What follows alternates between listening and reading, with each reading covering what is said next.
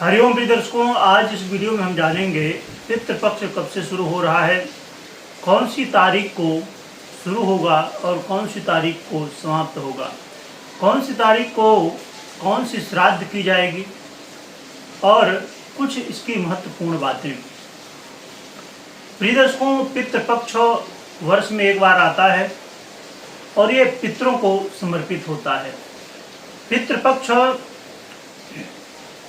पहले तो श्रावण आता है, फिर भाद्रपद आता है और भाद्रपद के बाद फिर अश्विन मास आता है।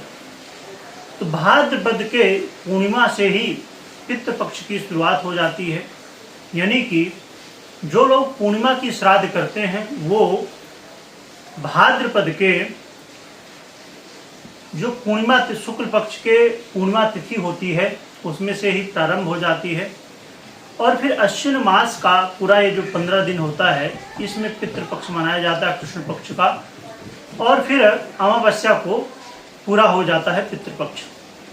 सर्वपितृ अमावस्या कहलाती है।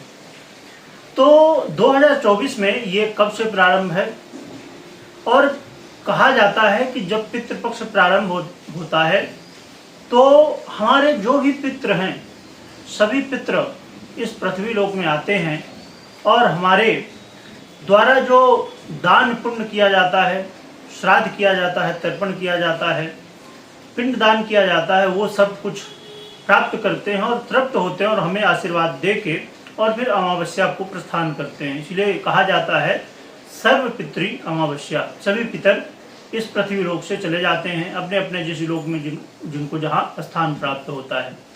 इसलिए सभी मनुष्यों को अपने पितरों का श्राद्ध करना चाहिए। और बहुत सारे लोगों के जीवन में धन की समस्या, संतान ना होने की समस्या और घर परिवार में उन्नति प्रगति नहीं होती, घर में सुख शांति नहीं होती, ऐसी समस्याएं कई लोगों के जीवन में बनी रहती हैं। इसके पीछे कई बार पितृ ऋण भी होता है, क्योंकि आपने सुना होगा कि कुंडली में पितृ दोष होता है। जिनकी कुंडली में पितृ दोष होता है उनके लिए श्राद्ध पक्ष बहुत श्रेष्ठ होता है, क्योंकि इस समय पितरों का श्राद्ध करके हम इस पितृ ऋण से, दोष से मुक्ति प्राप्त कर लेते हैं। वैसे तो कभी भी माता पिता का ऋण चुकाया नहीं जा सकता, परंतु एक ये छोटा सा प्रयास होता है जिसे हम कर सकते हैं।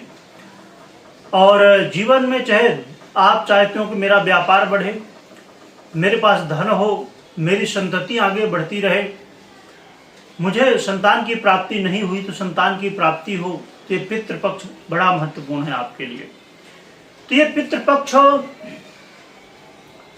बहुत ही महत्वपूर्ण होने के अलावा इसमें कुछ विशेष स्थितियां होती हैं जो कि हमेशा देखा जाता है कि ये जो हम अंग्रेजी तारीख जानते हैं उसमें क्या होता है कि कभी एक निश्चित है कि इस तारीख को ये चीज़ें निश्चित हैं, परंतु ये जो पितृपक्ष होता है ये थोड़ा आगे पीछे होता रहता है। कई बार थोड़ा पहले आता है, कई बार थोड़ा लेट आता है, क्योंकि तिथियां घटती बढ़ती रहती हैं। आप कई बार देखते हैं कि 14 दिन का ही पितृपक्ष हो गया है ना, कई बार और भी बढ़ जाता है।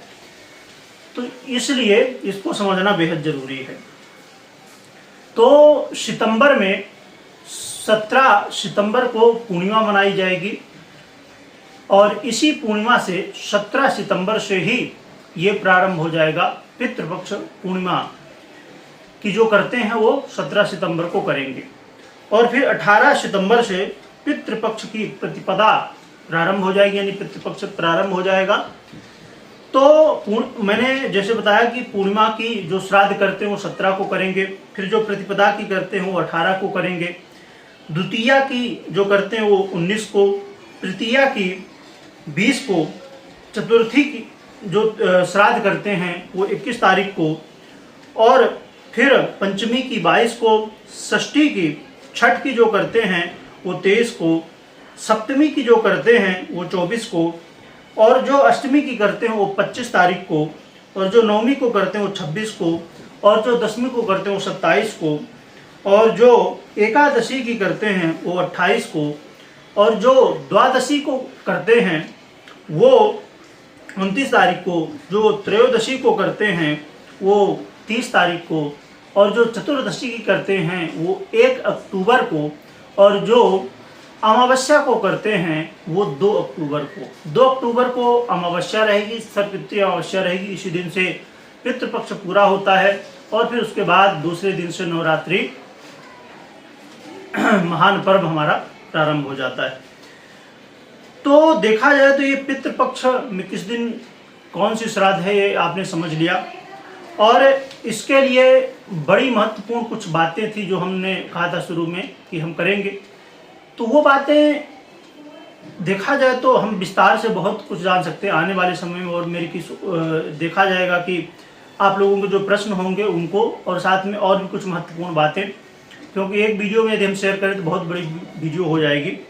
तो मुख्य रूप से मैं बता दूं कि जब पितृपक्ष समझिए प्रारंभ हुआ, अब आपको अपने पितरों की तिथि यदि मालूम है तो आप उस तिथि को पंडित जी को बुलाइए, ब्राह्मण भोजन कराइए, तर्पण कराइए, दान पुण्य करिए। जिनको तिथि नहीं मालूम है और आपके घर में जो महिलाएं हैं, जो पितृ महिलाएं हैं, उनके लिए नवमी तिथि को आप श्राद्ध कर सकते हैं, विशेष रूप से किया जा सकता है। तो मातृ नवमी जो है 26 सितंबर को रहने वाली है ना। तो इस दिन महिलाओं के लिए, सभी महिलाओं के लिए, जिनका पता है जिनका नहीं पता है उन सभी के लिए आप कर सकते हैं।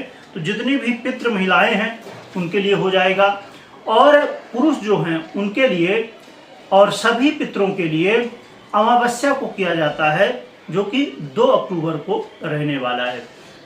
तो जिनको कुछ नहीं पता है तो अमावस्या को अवश्य करें और नवमी को 2 दिन करें।